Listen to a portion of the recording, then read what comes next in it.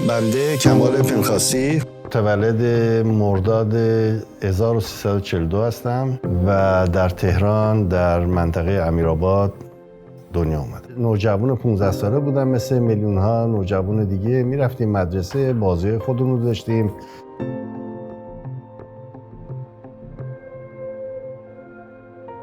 پدر من یه کارگر ساده‌ای بود، خدا بیامرز، که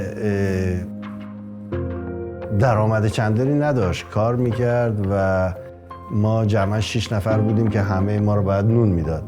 این چیزی است که همیشه راجع به دوران طلایی خدا بیامرز شاه میگن که اون زمان فقط لازم بود یه پدر تو خانواده کار کنه و نون تمام بقیه خانواده رو بده و این نشون میده اون قدرت اقتصادی و اون رفاهی که بود و واقعا ما در یه بهشتی زندگی میکردیم که خیلی قدرش رو نمیدونستن. امروز که من میتونم برگردم و این مسائل رو مرور کنم، میتونم به 3 قسمت کلی تقسیم کنم. یکی اون روز اعلام حکومت نظامی 17 شهریور بود. خوب یادمه که یه جمعه تابستونی بود، قشنگ راحت خوابیده بودیم، صبح بلند شدیم، بابام رادیو روشن کرد و اعلام حکومت نظامی بود.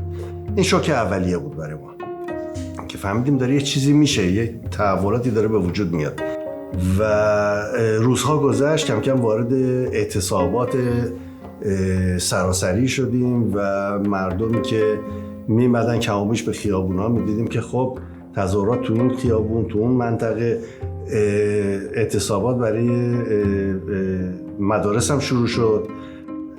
هرچی باشه باز فکر بچه ها و جوانی و نوجوانی خب خوشحال بودیم، حالا تعطیلات میریم، یعنی به حساب کمی ما هم تو خونه خودمون میشینیم و کیف میکنیم.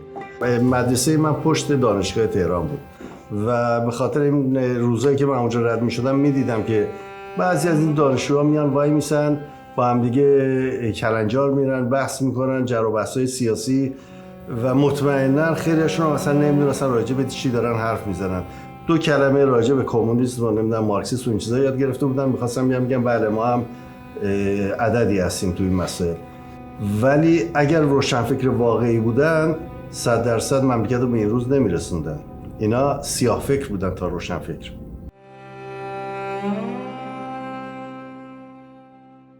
روزها گذشت تا به دیماه رسیدیم و تلویزیون و رادیو رو باز میکنی، روزنامه رو میخری، باورت نمیشه وقتی میبینی که روزنامه اطلاعات تیتر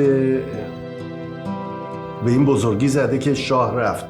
این بر ما واقعا عجیب بود که همچین روزی رو بتونیم ببینیم، باورمون نمیشد که به این مرحله دیگه رسیدیم و در تلویزیون وقتی این واقعه رو دیدیم خیلی دردناک بود و غم انگیز. باز روزهای کمی بیشتری گذشت تا به اون روز نهایی و نابودی رسیدیم، 22 بهمن.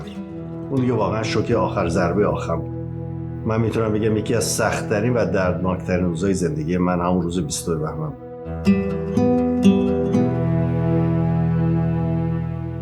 اولا ببینید چه فریبکارانه عمل کردن. رفراندومی دادن که بیاید بگن آقا شما جمهوری اسلامی آری یا نه. جمهوری اسلامی اونه که براتون آب مجانی میاریم، برق مجانی، خونه مجانی، اتوبوس مجانی. اینو تو سرتون گذاشتن. میگم به صورت کاملا عوام فریبانه و حق انتخابت هم اینه. دوما جرأت داری بیای اون ورق نه را بذاری توش.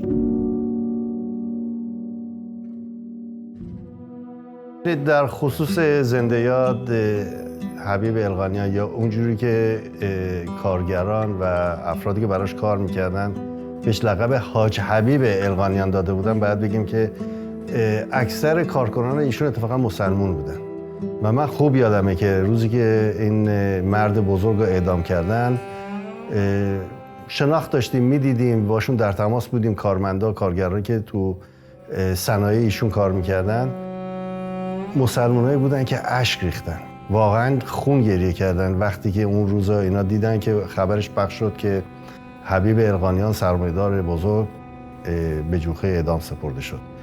ما جامعه یهودی دیگه اصلا به طور کل واقعا هممون در یه غم بزرگی بود برامون، غیر قابل قبول و باور نکردنی بود این روز و از اون روز ما این سیاه‌بختی امروز یعنی 45 سال پیش میتونستیم امروز ما از همون زمان دیگه پیش بینی کردیم و در دیدمون بود. به خاطر همین هم متاسفانه بسیاری از یهودیان مملکت خودشون رو ول کردن، به اقصا نقاط جهان مهاجرت کردن. از همون ماهای اولیه انقلاب ما به اسرائیل مهاجرت کردیم.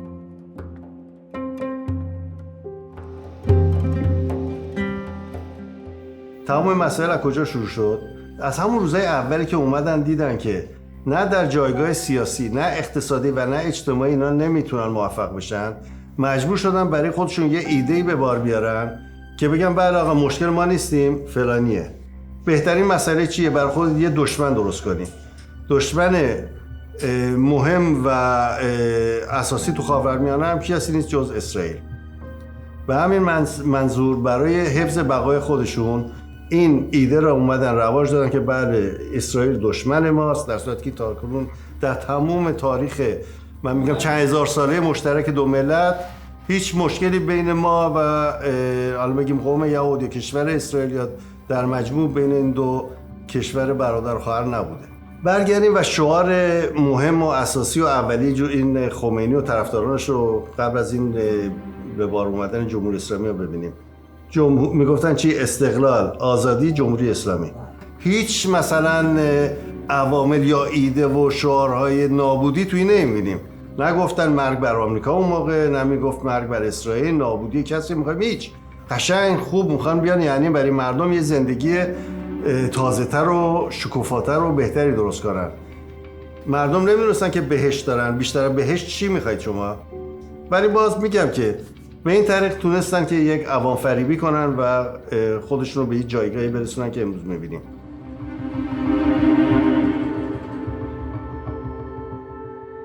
بعد 45 سال من هنوز خوابامو به زبون فارسی میبینم. پس دیگه خودتون بفهمید که من هنوز بیشتر ایرانیم یا اسرائیلی. 15 سالم بود اومدم اینجا. شخصیتم رو من اونجا خریدم، به دست آوردم. این عشقی که در وجود ما یهودیان ایرانی هست که دو کشور ایران و اسرائیل به یه اندازه دوست داریم، یه مسئله‌ای که ممکن برای خیلی‌ها غیر قابل فهم باشه، ولی برای ما یه حالت هم تاریخی داره و هم دینی داره. ما همونقدر که اسرائیل رو دوست داریم، ایران رو دوست داریم، همونقدر که ایران رو به عنوان میهن جایی که دنیا اومدیم، اسرائیل هم دوست داریم و در اصل ما تفاوتی برای این دو کشور بین خودمون قائل نیستیم. و من از کل مردم ایران خواهش میکنم به این مسئله اینجوری نگاه کنید.